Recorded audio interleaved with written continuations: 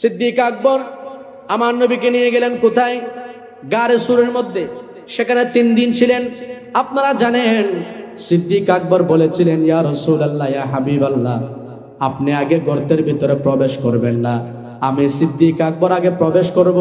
সেখানে কোনো বিষাক্ত কিছু যদি থাকে, সেগুলো যদি দংশন করে, তাহলে আমি সিদ্দিক আকবরকে করবে। তারপরও যাতে আপনি নবীর শরীরের মধ্যে একটা আচরও লাগাইতে না পারে। সুবহানাল্লাহ। এবার তিনি নবীকে বাহিরে রাখলেন। সিদ্দিক আকবর সে গর্তের ভিতরে ঢুকলেন। তার নিজের চাদর ছিল, নিজের চাদর ছিঁড়ে ছিঁড়ে প্রত্যেকটা গর্ত তিনি বন্ধ করলেন। একটা গর্তের মধ্যে বন্ধ করার মতো কাপড় ছিল না, সেখানে নিজের পায়ের মুড়ি দিলেন। নিজের পায়ের মুড়ি দেওয়ার পর এবার নবীকে ডাকলেন, ইয়া রাসূলুল্লাহ, ইয়া হাবিবাল্লাহ, আপনি তশরিফ আনুন, এখন আর কোনো অসুবিধা নাই। এবার আমার নবী ঢুকলেন। আমার নবী সিদ্দিক আকবরের রান মোবারকের মধ্যে আরাম করছিলেন। এমত অবস্থায় সিদ্দিক আকবর রাদিয়াল্লাহু তাআলা আনহুর পায়ের মধ্যে একটা সাপে দংশন করেছে, আপনারা জানেন। কিন্তু তারপরও সিদ্দিক আকবর আমার নবীর ঘুম ভাঙেন নাই। আমার নবীর ঘুম থেকে আমার নবীকে জাগ্রত করার নাই। বিষের প্রভাবে চেহারা কালো হয়ে গেছে। হযরত সিদ্দিক আকবর রজান্তে এক ফোঁটা চোখের পানি যখন আমার নবীর চেহারা মুবারকের মধ্যে পড়েছে, আমার নবী উঠে বললেন, ও সিদ্দিক আকবর, তোমার কি হলো, কেন কান্না করছো? বললেন, ইয়া রাসূলুল্লাহ, ফিদাকা আবি ওয়া উম্মি, আপনার কদমের মধ্যে আমার মা বাবা উৎসর্গ হোক। ইয়া রাসূলুল্লাহ, ইয়া হাবিবাল্লাহ, আমার পায়ের মধ্যে কি যেন দংশন করেছে, সেটার বিষের প্রভাবে আমার চোখ দিয়ে পানি আসতেছে। নবীজি বললেন, ও সিদ্দিক আকবর, তোমার পায়ে সাপে দংশন করেছে, বিষাক্ত পোকামাকড় তোমাকে দংশন করেছে, কামড় দিয়েছে, আমাকে ডাকলো না কেন? সিদ্দিক আকবর বললেন, ইয়া রাসূলুল্লাহ, আমি সিদ্দিক আকবরের জান কুরবান হবে, তারপরেও আপনি নবীর ঘুম মুবারক ভাঙবো, সেই সাহস আমি সিদ্দিক আকবরের নাই। জোরে বলেন সুবহানাল্লাহ। ওয়া মান ইউতিইল্লাহ ওয়ার রাসূল, যারা আল্লাহ এবং রাসূলের আনুগত্য করে। তো এখন প্রশ্ন আসবে, আল্লাহর আনুগত্য করা যায় কিনা? আল্লাহর আনুগত্য করা যায় কিনা? আনুগত্য করার জন্য দেখতে হবে, ওনাকে পেতে হবে, সামনে পেতে হবে, ওনাকে দেখে দেখে শিখতে হবে। তো সেটাই হচ্ছে বাস্তবিক পক্ষে আনুগত্য। তা আল্লাহর আনুগত্য করা যায় কিনা? তা আল্লাহকে তো আমরা কেউ দেখি নাই।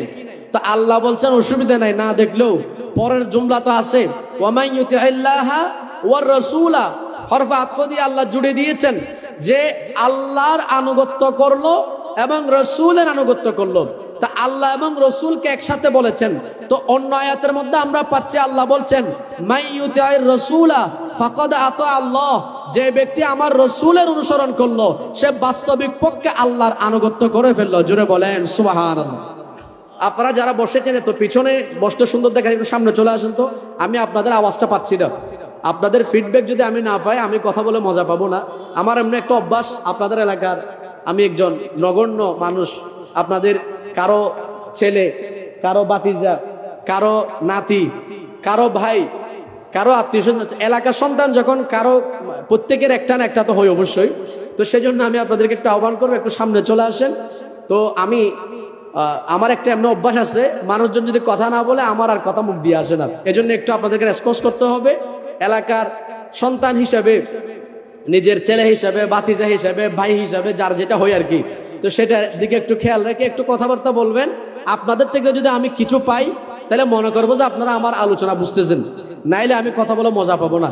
এজন্য একটু আমি যতক্ষণ কথা বলবো আমার দিকে একটু মনোযোগ রাখতে হবে, একটু আমাকে ফিডব্যাক দিতে হবে আপনারা যে আমার কথা বুঝতেছেন সেটার জন্য। আসেন, কি বললাম? আল্লাহর আনুগত্য কার মাধ্যমে হয়? জোরে বলেন না, কার? রাসূলের। আমি এখন আয়াতের অনুবাদ করি নাই, আসবো। এর আগে প্রাসঙ্গিক আরেকটা আয়াত বলি, এরপর আমরা যাব।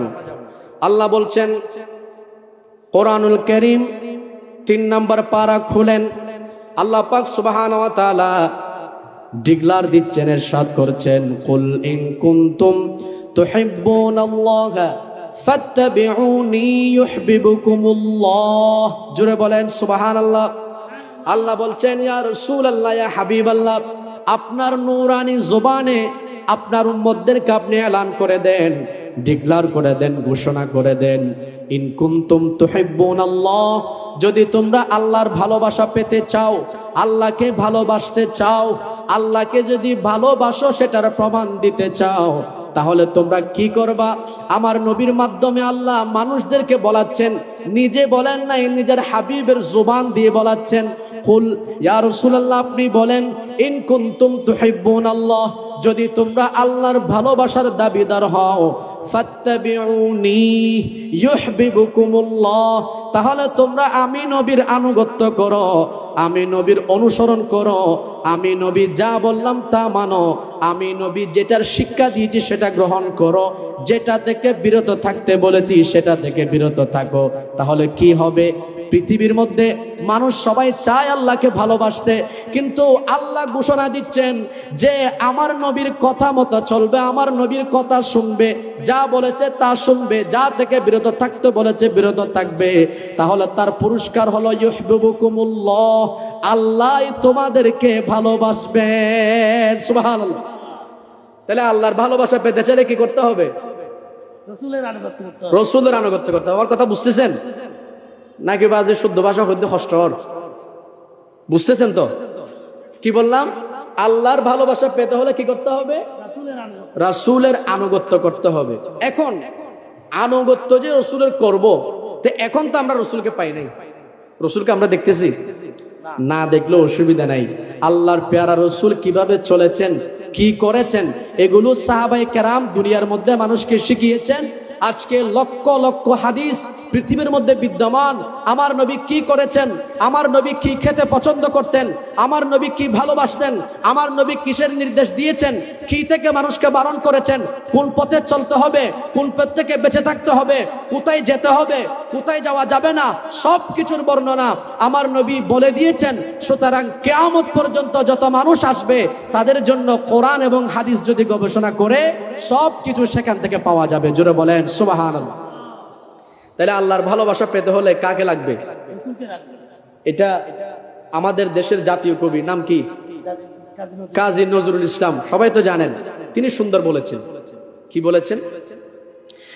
আল্লাহকে যে পাইতে চায়, হযরতকে ভালোবেসে, আরশ কুরসি লৌহ কলম না চাহিতে পেয়েছে সে, হযরতকে ভালোবেসে। জোরে বলেন সুবহানাল্লাহ। কাকে ভালোবেসে? রাসূলকে ভালোবেসে। এটা আবার উনি নিজের থেকে বলেন নাই, এটা অনুবাদ করেছেন ইনি আল্লামা ডক্টর ইকবালের একটা কবিতা থেকে, সেটা আপনারা জানেন। আল্লামা ইকবালের একটা কিতাব আছে শিকওয়া জবাবে শিকওয়া। আমি সেদিকে যাব না, সময় সংক্ষেপ, শুধু একটু ইশারা দিচ্ছি। সেখানে এই শেয়ারটা আছে कि मोहम्मद से वफा तूने तो हम तेरे हैं, ये जगह चीजों है क्या लौह कलम तेरे हैं। जरा बोले ना सुभान अल्लाह।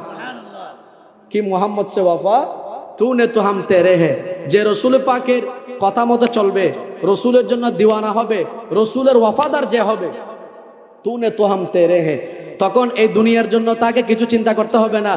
আমরা তো সবাই মাশাআল্লাহ আসেন আমাদের আলহামদুলিল্লাহ আস্তে আস্তে ওলামায়ে কেরাম ধীরে ধীরে আসবেন।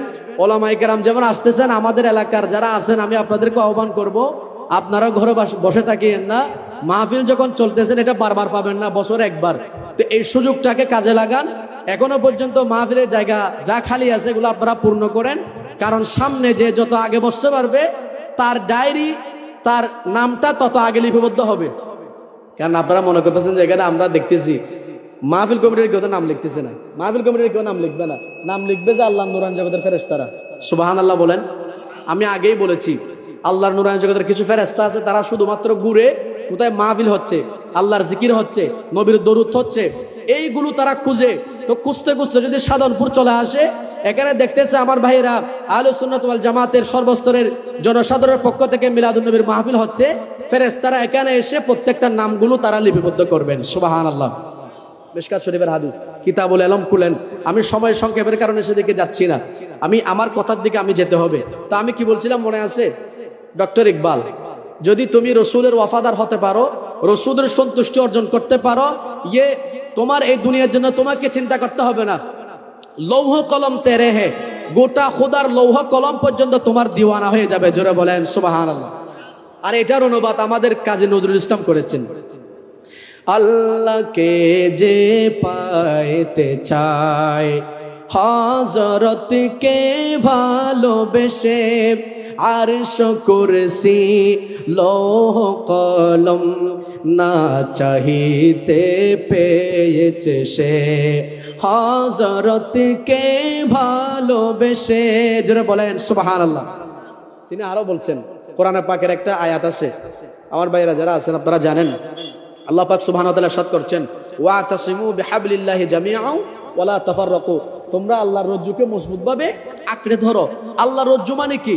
কেউ বলেছেন রাসূলুল্লাহ, কেউ বলেছেন কোরআনুল কারীম, কেউ বলেছেন ইসলাম, এক একজন এক একটা বলেছেন। তবে অধিকাংশ বলেছেন এখানে বিহাবলিল্লাহ মানে রাসূলুল্লাহ। জোরে বলেন সুবহানাল্লাহ। কবি নজরুল ইসলাম সেটা বলছেন। তিনি কি বলছেন?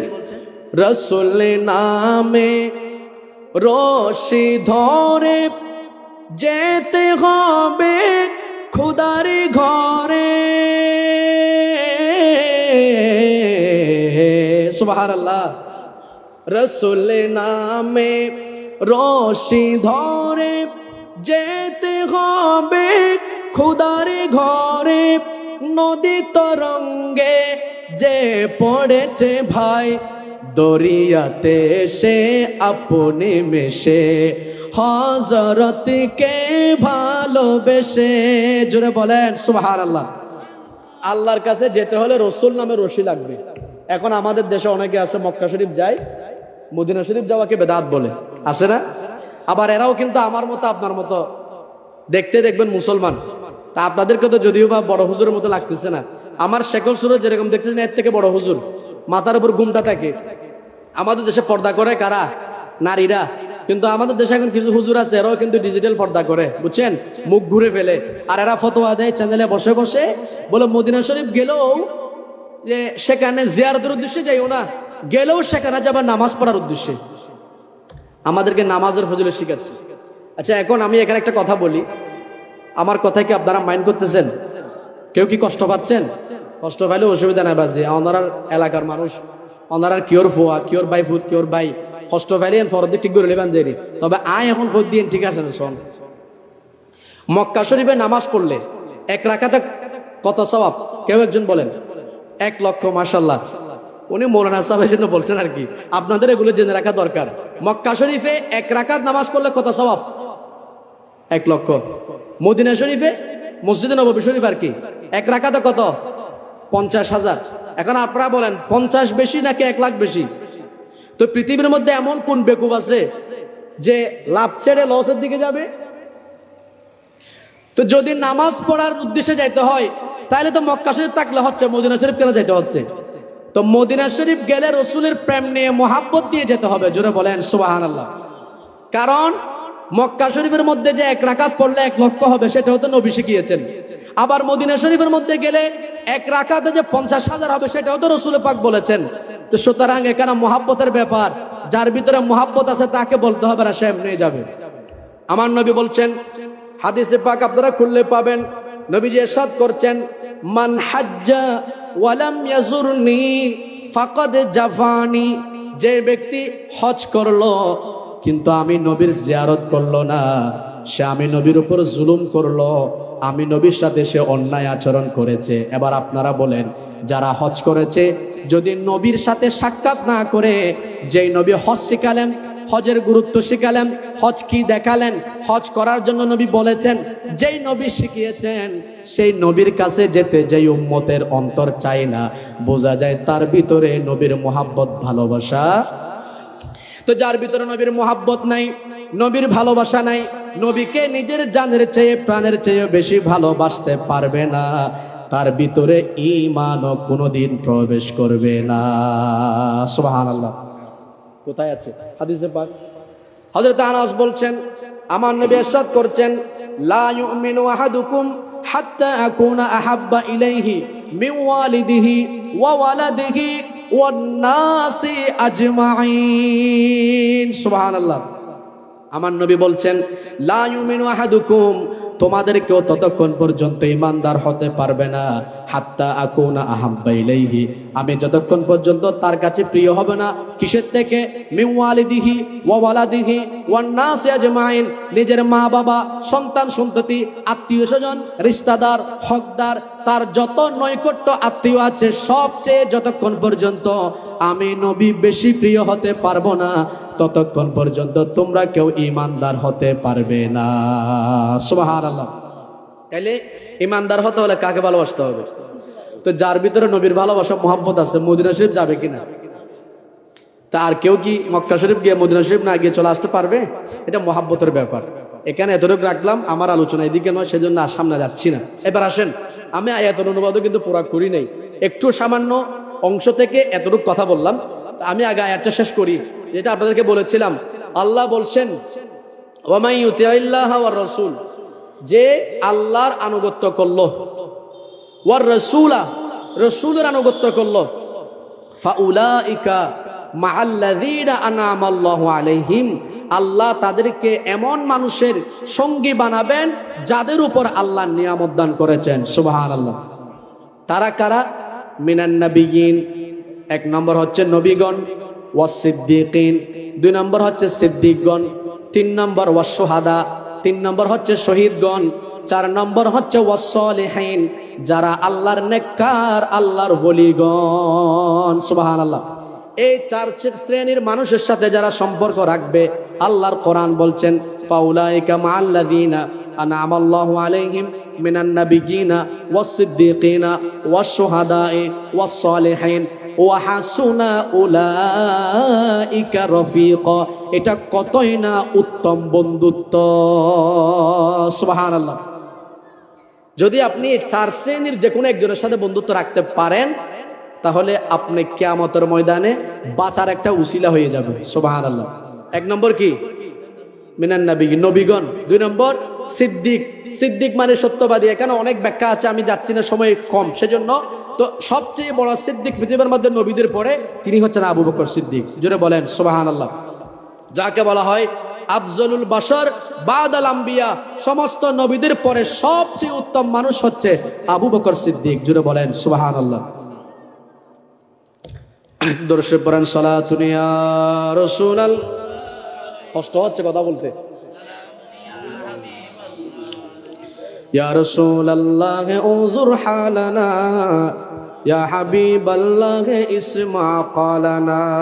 সালাতুন ইয়া, গলা টানতেছে, গলা টানতেছে।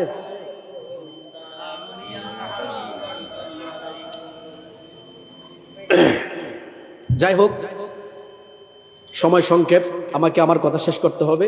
তো আল্লাহ কি বলছেন? চার শ্রেণীর মানুষ, এই চার শ্রেণীর মানুষের সাথে যদি বন্ধুত্ব রাখতে পারেন এটা আপনার জন্য উভয় জাহানে কি আসবে? কাজে আসবে। এর আলোকে আমি কিছু কথা বলবো। প্রথম নম্বর, রাস্তার উপর তো কতক্ষণ পর পর গাড়ির হর্ন আসতেছে, দেখছেন, কথা বলার পরিবেশও তেমন নাই। তা আপনাদের একটু মনোযোগী হতে হবে, অন্তত আপনাদের মনোযোগটা চাই। আপনাদের মনোযোগ থাকলে আর আমার কষ্ট হবে না, এই জন্য একটু খেয়াল করেন। তো যে আয়াত বললাম এই চারটা জিনিস মনে রাখবেন। কি কি বললাম? নবী, সিদ্দিক, শহীদ, সালেহীন। এই চারজনের সাথে যদি বন্ধুত্ব রাখতে পারেন কি হবে? এবার আসেন একজন একজন। প্রথমে আমার যেহেতু বিষয়টা হচ্ছে সাহাবায়ে কেরামের রসুল পাকের যে প্রেম ছিল সেটার অনুপম দৃষ্টান্ত, সেটার সম্পর্কে আমাকে কথা বলার জন্য বলা হয়েছে। আমি আগে সেখানে যাব, এরপরে কিছু শিক্ষা খুব সংক্ষেপে, আর সময় আছে আধা ঘন্টা, এটার মধ্যে আমাকে আলোচনা গুছাতে হবে। আসেন, প্রথম নম্বর হলো, যেহেতু আমি সিদ্দিক আকবর দিয়ে শুরু করেছি, সিদ্দিক আকবরের কথায় আসেন। আজকে তো আমরা নিজেদের সন্তান সন্ততির ব্যাপার যখন আসে তখন নবী কোথায়, রসুল কোথায়, আল্লাহ কোথায়, সেগুলো আমরা চিন্তা করি না। নিজের সন্তান সন্ততি, আত্মীয় স্বজনের চিন্তা বেশি করি। এটা হয় না? কিন্তু যতক্ষণ পর্যন্ত 9টা জিনিসের কথা আল্লাহ কোরআনে বলেছেন, আমি সময় নাই বলতেছি না। তারপর আয়াতটা বলি, কুল ইন কানা আবাউকুম ওয়া আবনাউকুম ওয়া ইখওয়ানুকুম ওয়া আজওয়াজুকুম ওয়া আশিরাতুকুম ওয়া আমওয়ালুন ইকতারাফতুমুহা ওয়া তিজারাতুন তাখশাউনা কাসাদাহা ওয়া মাসাকিনু তারদাউনাহা আহাব্বা ইলাইকুম মিনাল্লাহি ওয়া রাসূলি ওয়া জিহাদিন ফি সাবিলিহি ফাতারাব্বাসু হাত্তা ইয়াতিয়াল্লাহু বিআমরিহি। জোরে বলেন সুবহানাল্লাহ। 9টা বিষয়ের কথা বলা হয়েছে, সময় নাই, আমি আমার আলোচনা ঢুকতে পারার জন্য বলছি না। এই 9টা বিষয়ের থেকে যতক্ষণ পর্যন্ত আল্লাহর রসুলের মোহাব্বত বেশি হবে না, ততক্ষণ পর্যন্ত তোমরা মুমিন হতে পারবে না। তোমরা অপেক্ষা করো আল্লাহর ফয়সালার জন্য। সুতরাং দুনিয়ার সব কিছু থেকে নবীর মোহাব্বত, ভালোবাসা, এটাকে বেশি প্রাধান্য দিতে হবে। এটা দিয়েছেন বাস্তবে পক্ষে সাহাবায়ে কেরাম। কেমনে? এই আমি এখন আমার আলোচনায় ঢুকতেছি। সাহাবায়ে কেরামের নবীর মোহাব্বতের অনুপম দৃষ্টান্ত আমাদের ভাইরা যে বিষয় দিয়েছেন সেটার সাথে সম্পর্কিত একটা এবার হাদিস আপনারা শুনেন। সিদ্দিক আকবর রাদিয়াল্লাহু তাআলা আনহু যুদ্ধের ময়দানে, তখনও ওনার সন্তান ইসলাম গ্রহণ করে নাই। সন্তান ইসলাম গ্রহণের পূর্বে বাবার বিরুদ্ধে, নবীর বিরুদ্ধে যুদ্ধের ময়দানে গিয়েছে। কার বিরুদ্ধে? বাবার বিরুদ্ধে এবং নবীর বিরুদ্ধে যুদ্ধ চলতেছে। তো যুদ্ধের সময় নিজের সন্তান তার সামনে আবু বকর সিদ্দিক 2-1 বার পড়েছিলেন, কিন্তু সন্তান বাবাকে হত্যা করে নাই। কেন? বাবা হওয়ার কারণে। তো যুদ্ধ যখন শেষ হলো, সন্তান বাবাকে বলতেছে, বাবা আপনি আমার সামনে কিন্তু 2-1 বার পড়েছিলেন, কিন্তু আমি আপনাকে ছেড়ে দিয়েছি বাবা হওয়ার কারণে। আবু বকর সিদ্দিক কি জবাব দিয়েছে জানেন? এই জবাবকে আমরা কোনোদিন দিতে পারবো? যতক্ষণ পর্যন্ত এই ধরনের আপনার মহব্বত অন্তরে আসবে না, আপনি মুমিন হিসেবে নিজেকে দাবি করতে পারবেন না। সিদ্দিক আকবর কি বলেছিলেন? এ আমার ছেলে, ভাগ্য ভালো ছিল তুমি আমার সামনে পড়ো নাই, আমি তোমার সামনে পড়েছি, তুমি আমাকে ছেড়ে দিয়েছো, আমাকে কিছু করো নাই বাবা হিসেবে, কিন্তু তুমি আমার ছেলে, ঠিক আছে ছেলে এক জায়গায়, তুমি আমার নবীর বিরুদ্ধে যুদ্ধে গিয়েছো, যদি তুমি আমার সামনে পড়তে আমি তোমাকে রাখতাম না, তোমাকে আমি 2 টুকরা করে ফেলতাম। জোরে বলেন সুবহানাল্লাহ। কেন? আমার নবীর বিরুদ্ধে তুমি যুদ্ধে গিয়েছো। একটা পাইছেন তো? এটা তো সিদ্দিক আকবর। আরেকটা আসেন তো, মানুষ সন্তানকে বেশি ভালোবাসে, এটা আপনারা জানেন। আর একটা হচ্ছে নিজেকে বাঁচাতে চাই। আমাদের দেশে একটা কথা আছে, নিজে বাঁচলে বাপের নাম। কি বলে? নিজে বাঁচলে। তো নিজে বাঁচতে চাই কিনা? সিদ্দিক আকবর হিজরত করতেছেন নবীকে নিয়ে, কেউ নাই, 2জন, একজন আমার নবী আর একজন সিদ্দিক আকবর। এখানে অনেক কথা আছে, আমি সেদিকে যাচ্ছি না, আমি কথা স্কিপ করতেছি। এগুলা ইতিহাস বলতে গেলে অনেক লম্বা ব্যাপার, আমাকে 5 ঘন্টা সময় দিলে আমি শেষ করতে পারবো না। তা আমাকে কথা যত কাটছিট করা যায় তত ভালো। সিদ্দিক আকবর এবং রাসূল পাক চলতেছেন। ইতিমধ্যে মক্কার কাফেররা ঘোষণা করেছে, মুহাম্মাদের মাথাকে যারা নিয়ে আসতে পারবে 100 লাল উট পুরস্কার দেওয়া হবে। জোরে বলেন নাউজুবিল্লাহ। কয়শ? 100 উট, তাও এমন উট না, লাল উট। তখনকার সময়ে সবচেয়ে দামি বস্তু ছিল লাল উট। আমাদের ভাইয়েরা যারা মাদ্রাসায় পড়েছেন, ইতিহাস পড়েছেন, আপনারা জানেন। কোরআন হাদিস যারা পড়েছেন, কোরআন হাদিসের মধ্যে অনেক উদাহরণ আছে এই লাল উট সম্পর্কে। এগুলো তারা গনিমত মনে করত, বর্তমানে কোটি কোটি টাকা। মনে করেন এই তখনকার সময়ের, এখন হিসাব করলে এগুলো আমি আসলে হিসাবে আনতে পারবো না, তখনকার জন্য এগুলো অত্যন্ত দামি ছিল, সবচেয়ে দামি বস্তু। কয়টা? 100 উট। কি? নবীর মাথা আনতে হবে। তো তখনকার একজন তীরন্দাজ ছিল, নাম ছিল সুরাকা বিন মালিক। কি নাম? সুরাকা বিন মালিক। সে বড় তীরন্দাজ ছিল, তার তীর কখনো লক্ষ্যভেদ করতো না, যেভাবে মারতো সেখানে গিয়ে লাগতো। নাম কি ছিল? সুরাকা বিন মালিক। সুরাকা বিন মালিক আসলেন, সে যখন এই ঘোষণা শুনলো যে রাসূল সাল্লাল্লাহু আলাইহি ইসলামের মাথা নিয়ে আসতে পারবে তাকে 100 উট দেওয়া হবে, এ কথা যখন সুরাকা বিন মালিক শুনলেও সে আবার বের হয়ে গেল আমার নবীকে হত্যা করার জন্য। আমার নবী যে পথে হিজরতে বের হয়েছেন সেই পথে আমার নবী এবং সিদ্দিক আকবর ছাড়া আর কেউ নাই। এবার চলতে চলতে সিদ্দিক আকবর দেখছেন আমার নবীর পা মুবারক ব্যথা হয়ে গেছে। এবার তিনি বলছেন, ইয়া রাসূলুল্লাহ, ইয়া হাবিবাল্লাহ, আপনি আর নিজের কদমে হাঁটবেন না, আপনার কদম মুবারক যদি আপনি বারবার জমিনের মধ্যে রাখেন আপনার কষ্ট হবে। একটা কথা হচ্ছে এটা। আর এক বর্ণনার মধ্যে আছে আমার নবী সাল্লাল্লাহু আলাইহি ইসলামের পা মুবারক ছিল একেবারে নরম। নবী পাক সাল্লাল্লাহু আলাইহি ইসলামের পা মুবারক যখন কোন পাথরের মধ্যে পড়তো, পাথর আমার নবীর কদমকে চুমু খাইতো, এজন্য পাথর নরম হয়ে আমার নবীর কদম মুবারকের চিহ্ন পাথরের মধ্যে বসে যেত। সুবহানাল্লাহ। এটা আপনারা জানেন। আমার নবী সাল্লাল্লাহু আলাইহি ইসলামের কদম মুবারকে পাথর চুমু খাইতো, এজন্য পাথর নরম হয়ে যেত। এখন আপনারা অনেক ছবি দেখেন না, রাসূল পাকের কদম মুবারকের চিহ্ন দেখেন তো, এটা পাথর গলে যাওয়ার চিহ্ন। তো যারা হজ করেছেন অন্তত তারা দেখেছেন হযরত ইব্রাহিম আলাইহিস সালাম একটি পাথরের উপর দাঁড়িয়ে কাবাঘর নির্মাণ করেছেন, যেটাকে মকাম ইব্রাহিম বলা হয়। আপনারা দেখেছেন সেখানে 2 পায়ের চিহ্ন আছে। পাথর যে নরম হয় এটার উত্তম দৃষ্টান্ত হচ্ছে সেটা। তো অনেকে এগুলো বিশ্বাস করে না। তো বিশ্বাস করার জন্য কি লাগবে? ঈমান লাগবে। তো ঈমান এটা ছিল সাহাবায়ে কেরামের। এজন্য সাহাবায়ে কেরাম রিদওয়ানুল্লাহি আলাইহিম আজমাইন আমার নবী সাল্লাল্লাহু আলাইহি ওয়াসাল্লামের ব্যাপারে যে কোনো কথা শুনলে সেটা আগে বিশ্বাস করতেন, তারপরে যা হবার হতো। সিদ্দিক আকবরের কথা আছে, যাচ্ছি না, সময় সংক্ষেপ। তো সিদ্দিক আকবর কি করলেন? আমার নবীকে কাঁধে উঠালেন। ইয়া রাসূলুল্লাহ, আপনি আর হাঁটিয়েন না, যে পথ হাঁটতে হবে, যত দূর যেতে হবে, আমি সিদ্দিক আকবর আপনাকে আমার কাঁধে করে নিয়ে যাব। জোরে বলেন সুবহানাল্লাহ। মরুভূমির বালুময় পথ, এমনি হাঁটতে, জোদা দিয়ে হাঁটতে কষ্ট হয়ে যায়। তো সে অবস্থার মধ্যে আমার নবী সাল্লাল্লাহু আলাইহি ওয়াসাল্লামকে কাঁধে নিয়ে সিদ্দিক আকবর হাঁটতেছেন। তাও কিভাবে? কারণ মক্কা শরীফের যে সমস্ত কাফের ছিল তাদের একটা জ্ঞান ছিল, তারা কদম দেখে বলে দিতে পারতো এটা কার পায়ের চিহ্ন। এটাকে সম্ভবত ইলমুল কাফ নাকি একটা বলা হয়, আমার এখন মনে পড়ছে না, সেজন্য আমি এটা ইয়াকিনের সাথে বলছি না। তো তারা পা দেখলে বুঝে ফেলতো। এই জন্য সিদ্দিক আকবর বৃদ্ধাঙ্গুলের ভর দিয়ে দিয়ে আমার নবীকে কাঁধে নিয়ে দীর্ঘ পথ পাড়ি দিয়েছেন। আপনারা পারবেন? বৃদ্ধাঙ্গুলের ভর দিয়ে রাসূল পাককে কাঁধে নিয়ে দীর্ঘ পথ পাড়ি দিয়েছেন আমার নবী সাল্লাল্লাহু আলাইহি ওয়াসাল্লামকে, শুধুমাত্র কাফেরদের, শত্রুদের আক্রমণ থেকে রক্ষা করার জন্য। সুবহানাল্লাহ। এবার সিদ্দিক আকবর হঠাৎ করে আমার নবীকে কাঁধ থেকে নামালেন আর আমার নবীকে বেষ্টনী দিয়ে রাখলেন। কতক্ষণ সামনে, কতক্ষণ পিছনে, কতক্ষণ ডানে, কতক্ষণ বামে, এভাবে আমার নবীর চতুর্পাশে ঘুরতেছেন।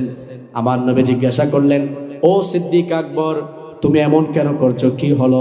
বলে, ইয়া রাসূলুল্লাহ, ইয়া হাবিবাল্লাহ, আমি দেখলাম সুরাকা বিন মালিক দুরন্ত তীরন্দাজ, সে একেবারে কাছে চলে এসেছে, সে বারবার নিশানা করতেছে আপনাকে মারার জন্য।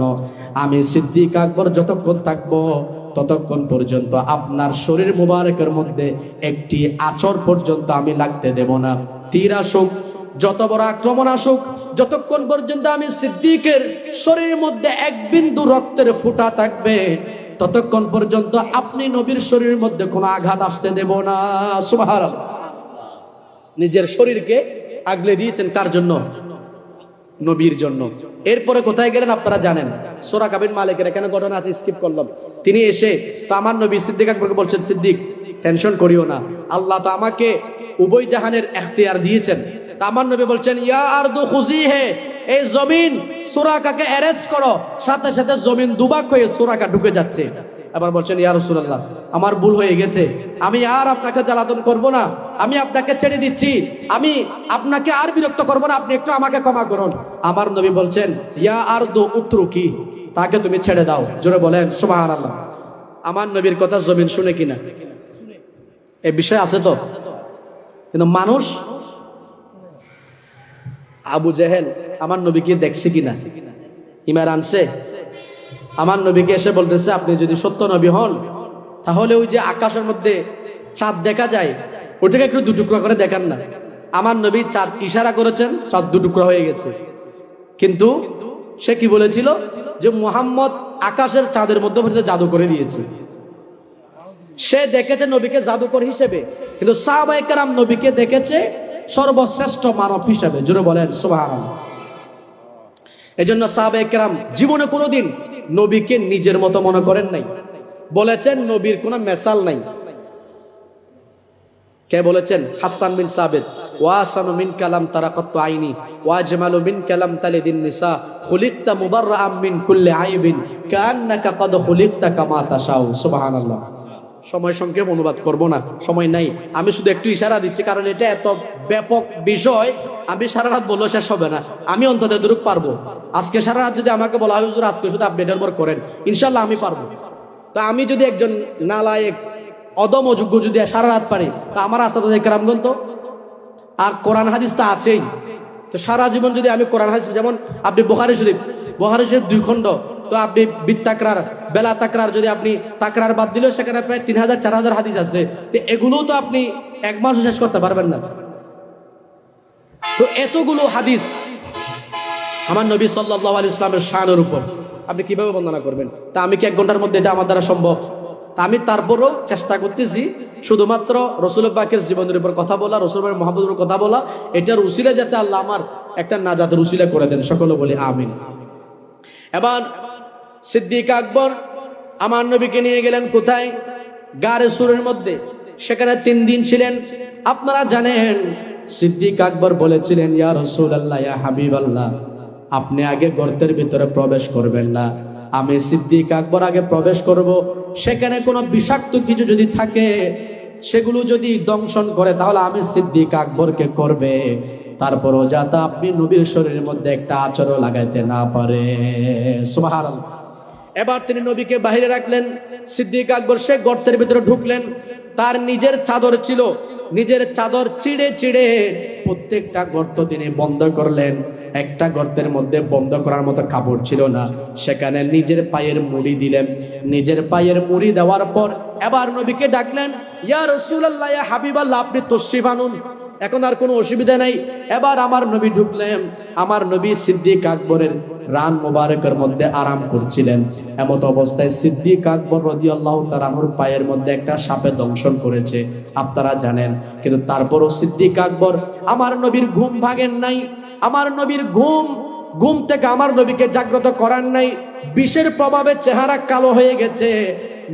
হযরত সিদ্দিক আকবর রজান্তে 1 ফোঁটা চোখের পানি যখন আমার নবীর চেহারা মুবারকের মধ্যে পড়েছে, আমার নবী উঠে বললেন, ও সিদ্দিক আকবর, তোমার কি হলো, কেন কান্না করছো? বললেন, ইয়া রাসূলুল্লাহ, ফেদাকা আবি ওয়া উম্মি, আপনার কদমের মধ্যে আমার মা বাবা উৎসর্গ হোক। ইয়া রাসূলুল্লাহ, ইয়া হাবিবাল্লাহ, আমার পায়ের মধ্যে কি যেন দংশন করেছে, সেটার বিষের প্রভাবে আমার চোখ দিয়ে পানি আসতেছে। নবীজি বললেন, ও সিদ্দিক আকবর, তোমার পায়ে সাপে দংশন করেছে, বিষাক্ত পোকামাকড় তোমাকে দংশন করেছে, কামড় দিয়েছে, আমাকে ডাকলো না কেন? সিদ্দিক আকবর বললেন, ইয়া রাসূলুল্লাহ, আমি সিদ্দিক আকবরের জান কুরবান হবে, তারপরেও আপনি নবীর ঘুম মুবারক ভাঙবো, সেই সাহস আমি সিদ্দিক আকবরের নাই। জোরে বলেন সুবহানাল্লাহ।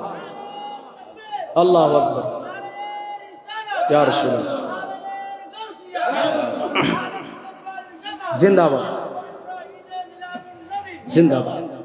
সিদ্দিক আকবর বলছেন, আমি সিদ্দিক আকবরের জান, আপনি নবীর কদমে কুরবান। আমি সিদ্দিক আকবরের জান যাবে, কিন্তু আপনি নবীর ঘুম মুবারক ভাঙবো, এই ধরনের সাহস আমার নাই। জোরে বলেন না সুবহানাল্লাহ। তো এই ধরনের যদি হতে না পারেন, আপনার ইমানের মধ্যে কি আসবে না? পূর্ণতা। নিজের জানকে রাসূল পাকের জন্য কুরবান করেছেন। আর একটা আছে মৌলা আলী শানি, এটার দিকে আমি পড়ে আসতেছি। এরপর আসেন আমাদের ইমাম আলা হযরতের নাতি আল্লামা আখতার রাজা খান আজহারি রহমতুল্লাহ আলাইহি, এর উপর ভিত্তি করে একটা শেয়ার লিখেছেন। ওই যে সিদ্দিক আকবর নিজের সন্তানকে কি বলেছিলেন, যে তুমি যদি আমার সামনে আসতে, আমি তোমাকে কতল করতাম। তোমাকে কি করতাম? কতল করতাম। কারণ তুমি আমার নবীর বিরুদ্ধে কোথায় নেমেছো? যুদ্ধে নেমেছো। এটার সমর্থনে আমি আগে আরেকটি ঘটনা বলবো, এরপর একটা শের বলবো, যেটা আল্লামা আজহারি আখতার রাজা খান আজহারি রহমতুল্লাহ বলেছেন, এটার সাথে সামঞ্জস্য। সেজন্য একজন কুখ্যাত মুনাফিক ছিল মদিনার মধ্যে। তার নাম ছিল কি? সবাই জানেন, ইতিহাসের পাতায় পাতায় তার নাম আব্দুল্লাহ ইবনে উবাই ইবনে সলুল। আব্দুল্লাহ ইবনে, বড় মুনাফিক। সে আমার নবীকে বলেছিল, আপনি ইনসাফ করেন নাই। যেটা বলেন না, নাউজুবিল্লাহ। এই ঘটনা আপনারা জানেন, আমি সেদিকে যাচ্ছি না। এখন আরেকটা ঘটনা বলতেছি। নিজের ছেলের নামও ছিল আব্দুল্লাহ, তবে সে ছিল আশিকে রাসূল। জোরে বলেন সুবহানাল্লাহ। এখনো অনেক ঘরের মধ্যে আছে না, বাপ নবীর দুশ্মন, সন্তান নবীর আশেক, আছে কিনা? তো এরকম তখনও ছিল, আজকে নয়।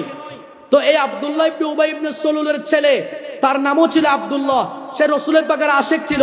একটা জায়গার মধ্যে আনসার এবং মুহাজিরের মধ্যে দ্বন্দ্ব হয়ে গেছে। কি কারণে জানেন? এটা একটা জিহাদের মধ্যে কিংবা একটা সফরের মধ্যে। তো এক মুহাজির একজন আনসারের সাথে একটু দুষ্টমি করেছে, এরকম হয় না? এরকম মনে হয় একটা থাপ্পড় দিয়েছে। তো এটাকে কেন্দ্র করে ওই আনসার, উনি একটু, কিছু মানুষ আছে না একটু আরো দেশে আড়াইশাও দেন, যেগুলো মস্কারের সৈন্য পারে, একটু যখন এভাবে হাত দিয়েছেন অন্য জায়গায়, এখন সে গরম হয়ে গেছে। কিরে, তুমি আমাকে মারছো? এটা নিয়ে মানে একেবারে সে তেলে বেগুনো জেলে উঠলো। আর বলছে, আনসারীরা দেখো, এই মুহাজিরদেরকে আমরা আশ্রয় দিয়েছি, নিজের ঘর ছেড়ে তাদেরকে থাকতে দিয়েছি, আজকে তারা আমাদের উপর চড়াও হয়েছে। কিন্তু উনি করেছেন মস্কারি। উনি মস্কারি বুঝেন নাই। আর এই আগুনের মধ্যে তেল ঢেলেছে কে? আব্দুল্লাহ ইবনে উবাই। সে বলতেছে এদের স্পর্ধা বেড়ে গেছে, বলে লাইর রাজানা ইলাল মাদিনাতি লা ইউখরিজান্নাল আ'আজ্জু মিনহাল আযাল। কোরআন পাকের আয়াত বলছে আমরা সম্মানিতরা যদি মদিনায় যাই, সেখান থেকে যারা অসম্মানিত নিকৃষ্ট তাদেরকে আমরা বের করে দিব। জোরে বলেন না নাউজুবিল্লাহ। কে বলছে? যে আব্দুল্লাহ ইবনে উবাই নিজেকে বলতেছে সম্মানিত, রাসূল এবং সাহাবায়ে কেরামকে বলতেছে অসম্মানিত। একটু জোরে বলি না নাউজুবিল্লাহ। এই কথা শুনছে কে? তার ছেলে আব্দুল্লাহ। কার ছেলে? আব্দুল্লাহ ইবনে উবাই ইবনে সুলুলের ছেলে আব্দুল্লাহ শুনেছে। সে এখন এটা শোনার পর রাসূল পাকের দরবারে আসছে, এসে বলেন ইয়া রাসূলুল্লাহ, আমি আপনার কাছে একটা নালিশ নিয়ে এসেছি। বাপের বিরুদ্ধে ছেলে এসেছে কোথায়? নবীর কাছে রিপোর্ট নিয়ে। বলে ইয়া রাসূলুল্লাহ, আমার বাবা এরকম এরকম বলেছে, আপনি শুধুমাত্র আমাকে হুকুম করেন, তাকে যদি কতল করতে হয় আমাকে বলেন, অন্য কেউ নয়। আমি নিজে গিয়ে আমার বাবার গর্দান, আমার বাবার কল্লা আমি আপনার কাছে এসে উপস্থিত করবো। জোরে বলেন না সুবহানাল্লাহ। নিজের সন্তান বলেছে, কেন? সে আমার নবীকে অসম্মানিত বলেছে। তো যে নবীকে অসম্মানিত বলে তার দুনিয়ার মধ্যে বেঁচে থাকার কোনো অধিকার নাই, সে বাপ হোক যেই হোক। জোরে বলেন না সুবহানাল্লাহ। আমার নবী বললেন না, তোমার এত কঠোরতার মধ্যে যাওয়ার দরকার নেই। এরপরে রাসূল পাক যখন অনুমতি দেন, এবার কি করছে জানেন? যখন তারা ফিরতেছে, বাবাকে সামনে এসে একদম ঘেরাও করে ফেলছে। খবরদার, এক কদম সামনে দিতে পারবে না। যাবার আগে বলো তুমি নিজেকে নিকৃষ্ট বলো, নবীকে শ্রেষ্ঠ বলো। যতক্ষণ তুমি নবীকে সম্মানিত বলবে না, ততক্ষণ আমার তরবারি নামবে না। আমি তোমাকে দুটুকরা করব, তুমি যতক্ষণ পর্যন্ত আমার নবীকে সবার থেকে শ্রেষ্ঠ বলবে না। জুড়ে বলেন না সুবহানাল্লাহ। নবীকে শ্রেষ্ঠ বলা এটা সাহাবায়ে কেরামের আকীদা, আর নবীকে নিজের মতো মানুষ বলা এটা মুনাফিকের খাসলত। সুতরাং আমরা কি মুনাফিকের দিকে যাব নাকি সাহাবায়ে কেরামের দিকে যাব? এই সাহাবায়ে কেরামের শিক্ষা হলো নবীকে নিজের জানের চেয়ে বেশি মহব্বত করা। জুড়ে বলেন সুবহানাল্লাহ। এই জন্য এটার উপর ভিত্তি করে আখতার রেজা আজহারি রহমতুল্লাহ আলাইহি বলেছেন, খুব সুন্দর, নবী সে जो है बेगाना उसे दिल से जुदा कर दे, नबी से जो है बेगाना उसे दिल से जुदा कर दे, पिदर मादर बिरादर जानो मालूम पर फिदा कर दे, मुनव्वर मेरी आंखों को मेरे शम्सो दुहा कर दे, गुमों की धूप में हो सा या ये जुल्फे दुता कर दे। जरा बोलें सुबहानअल्लाह। কি বলছেন? নবী সে জু হে বেগানা উসে দিল সে জুদা কর দে। যার সাথে নবীর সম্পর্ক নাই, তোমার বাপ হোক, তোমার মা হোক, তোমার ছেলে হোক, তোমার যত নিকটস্থ আত্মীয় হোক, তাকে অন্তর থেকে আলাদা করে দাও। নবী সে জু হে বেগানা উসে দিল সে জুদা কর দে, পিদর মাদার পিতা মাতা, পিদর মাদার বিরাদার ভাই, ভাই ব্রাদার যা আছে, নবীর বিরুদ্ধে যদি কেউ বলে তুমিও তার সাথে সম্পর্ক ছিন্ন করো। জুড়ে বলেন সুবহানাল্লাহ। এজন্য আমরা আহলে সুন্নাত ওয়াল জামাত যারা নবীর সাথে বেয়াদবি করে, আমরা তাদেরকে মানুষও মনে করি না। তাদেরকে কি মনে করি না? মানুষও মনে করে না। কেন? আপনি বলবেন হুজুর আপনি এত কঠোরতা যাচ্ছেন যে, কঠোরতা এটা আমি যাই না, সাহাবায়ে কেরাম শিখিয়েছেন। কে শিখিয়েছেন? চলেন এখন তো সিদ্দিক আকবরের কথা বললাম, উবাই ইবনে সুলুলের ছেলে যে ইমানদার ছিল, রাসূল পাকের আশিক ছিল, তার কথাও বললাম। আরেকজনের কাছে যাই যিনি রাসূল পাকের অন্যতম আশিক ছিলেন, যার নাম ফারুক আজম। সুবহানাল্লাহ। কে? ওনার কথা সম্পর্কে আপনারা জানেন। একটা ঘটনা বলবো ওনার জীবনী থেকে, আমার সময় সংক্ষেপ, অলরেডি আজানের সময় হয়ে গেছে, মনে হয় 10 মিনিট আছে। তারপরে আজানের পরে আমরা কিছু চেষ্টা করব, আর নামাজ তো আমরা এখানে পড়বো, ততক্ষণ মধ্যে আমরা চালাবো। আমার পরবর্তী বক্তা আসা পর্যন্ত ইনশাআল্লাহ আমি যতটুকু পারি আমি আমার কথা শেষ করার চেষ্টা করব। কথা কি বুঝতে কষ্ট হন না বাজি? কষ্ট হচ্ছে? তাহলে আসেন এখন কার কথা বলবো? ফারুক আজম। একজন ব্যক্তি, তাও মুনাফিক, ইমানদার মানে যথাযথ মুমিন নয় আর কি, আরেকজন ইহুদি, দুজন মিলে রাসূল পাকের কাছে বিচার নিয়ে গেছেন। এটা কোথায় পাবেন? আমাদের এখানে তো মাদ্রাসা আছে আশেপাশে। আমি একটা কিতাবের নাম বলি, মিশকাত শরীফের শরহ অনেকগুলো আছে, তার মধ্যে যেটা আমরা বেশি ফলো করি আমরা হানাফিরা, মিরকাতুল মাফাতি শরহে মিশকাতুল মাসাবি, সেটার প্রথম হাদিস হযরতে ফারুক আযম রাদিয়াল্লাহু আনহু থেকে যেটা বর্ণনা হয়েছে হাদিসে জিবরাইল যেটাকে বলা হয়, এখানে এর আগে ইন্নামাল আমালু বিন্নিয়াত আছে, এটাকে মুকদ্দমা হিসেবে ধরলাম আর কি। সেই হিসেবে প্রথম হাদিস হচ্ছে কোনটা? হাদিসে জিবরাইল। তো এটা বর্ণনা করেছেন হযরতে উমর ফারুক রাদিয়াল্লাহু তাআলা আনহু। তো এটার ব্যাখ্যা করতে গিয়ে ফারুক আজমের পরিচয় দিচ্ছেন কে? হযরতে মোল্লা আলী কারি হানাফি রহমতুল্লাহ আলাইহি, তিনি একটা ঘটনা এনেছেন ফারুক আজম সম্পর্কে। সেটা কি? দুজন ব্যক্তি, একজন মোমেন, মোমেন তো নয়, সে মোমেনের বেশ ধরেছে আর কি, মুসলমানদের বেশ ধরেছে। তো একজন মুনাফিক আর একজন ইহুদি, দুজন মিলে রসুল পাকের দরবারে গেল একটা জমিনের ঝামেলা নিয়ে, জমিনের বিচার নিয়ে রসুল পাকের দরবারে গেলেন। তো রসুল পাক বিচার করে দেখতেছেন আসলে জমিন এটা ইহুদির। কার? তো রসুল পাক কি কারো বিরুদ্ধে ফয়সালা দিবেন? যেটা সত্য সেটাই দিবেন। তা আমার নবী সত্যের পক্ষে ফয়সালা দিলেন। আমার নবী কি বললেন? বলে এটা তো দাবি অনুযায়ী কে পাচ্ছে? ইহুদি পাচ্ছে। সুতরাং আমি নবী, মুসলমানদের নবী হতে পারি, আমার উপর ইমান এনেছে মুসলমানরা, ইহুদিরা যদি ইমান আনে নাই তারপরেও আমি তাদের বিরুদ্ধে তো ফয়সালা দিতে পারবো না, যেটা সত্য সেটাই বলতে হবে। এখন এটার মধ্যে কিন্তু মুনাফিক বেজার হয়েছে, কারণ সে রসুল পাককে মনে প্রাণে ভালোবাসতে পারে নাই। এবার সে কি বললো? বলে আমরা বিচার মানি না, বিচার নিয়ে ফারুক আজমের কাছে যাব। কার কাছে? মোর ফারুকের কাছে যখন যাচ্ছেন, এখন ইহুদি বলতেছে ভাই তোমাদের মধ্যে সবচেয়ে সর্বশ্রেষ্ঠ তো তোমাদের রসুল, তো রসুলের ফয়সালা না মেনে আবার সিদ্দিক ফারুক আজমের কাছে যাচ্ছে, এটা কিরকম? বলে চলো না, অসুবিধা নেই, আমার এই বিচার সন্তুষ্ট হয় নাই, পছন্দ হয় নাই, ঠিক আছে চলো। কারণ রসুল পাক যখন বিচার করেন ওনার তো একটা সাহস আছে, ইহুদি হলো। তো সে আসলো। তো সম্পূর্ণ ঘটনা সিদ্দিক ফারুক আজম শুনলেন।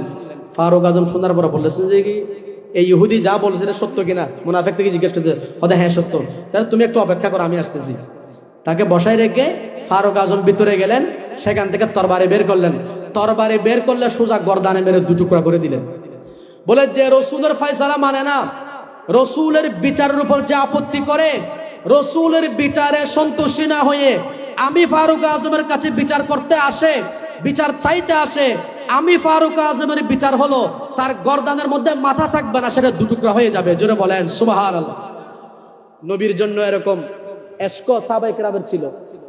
আব্দুল্লাহ ইবনে উবাই ইবনে সুলল যখন বলেছিল যে মান আনসাফতা, আপনি ইনসাফ করেন নাই, তখন ফারুক আজম বলছেন ইজাননি ইয়া রাসূলুল্লাহ আন আকতুল উনুকাহু, ইয়া রাসূলুল্লাহ আপনি আমাকে অনুমতি দেন, আমি এখনই তার গর্দান উপড়ে দিব। আমার নবী বলছেন না, গর্দান ফেলা দেওয়ার দরকার নাই, কিয়ামত পর্যন্ত তার উত্তরসূরি থাকবে, কিয়ামত পর্যন্ত। তো এগুলা কি এখন নাকি তখনও ছিল? সুতরাং নবীর মোহাব্বত অন্তরে রাখবেন, অনেকে অনেক কথা বলবে, এত কিছুর দরকার নাই। অনেক সময় নবীকে ভালোবাসতে মানুষ আপনাকে পাগল বলবে, পাগল বললে অসুবিধা নাই, নবীর পাগল হতে পারলে আপনার জীবন সার্থক। সুবহানাল্লাহ বলেন। আবার আরেকজন সাহাবীর কাছে যাই। আমি শুধুমাত্র সাহাবায়ে কেরামের জীবনে নিয়ে বলতেছি, এখনো বাইরে যাই নাই। আপনারা বাইরে গেলে আমাকে দৌড়িয়ে অসুবিধা নেই, আমি তো আপনাদের এলাকার মধ্যে আছি।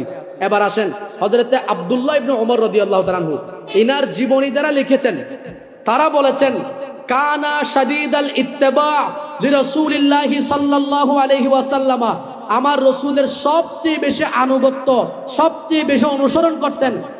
আমার নবী যা করেছেন তা করার চেষ্টা করতেন, খুঁজে খুঁজে আমল করতেন। তিনি হচ্ছেন হযরত আব্দুল্লাহ ইবনে ওমর। জোরে বলেন সুবহানাল্লাহ। আব্দুল্লাহ ইবনে ওমর রাদিয়াল্লাহু আনহু ছেলে আব্দুল্লাহ রাদিয়াল্লাহু তাআলা আনহু, ইনার সম্পর্কে ওনার একজন খাদেম ছিল। বুখারী শরীফের মধ্যে অনেক হাদিস, সবগুলো বর্ণনা হয়েছে আন নাফে আন আব্দুল্লাহ ইবনে ওমর। তো আন নাফে থেকে আন আব্দুল্লাহ, আন আব্দুল্লাহ, আন নাফে আন আব্দুল্লাহ। হাদিসের মধ্যে আন আব্দুল্লাহ ইবনে ওমরও নাই, আবার আব্দুল্লাহ ইবনে মাসউদও নাই, এরকম বিস্তারিত থাকে না, একটু ইশারায় ধরে নিতে হয়। তো যত হাদিস আন নাফে আন আব্দুল্লাহ এসেছে সবগুলো আব্দুল্লাহ ইবনে ওমরের, কারণ তিনি ছিলেন আব্দুল্লাহ ইবনে ওমরের খাদেম। কে? নাফে রাদিয়াল্লাহু তাআলা।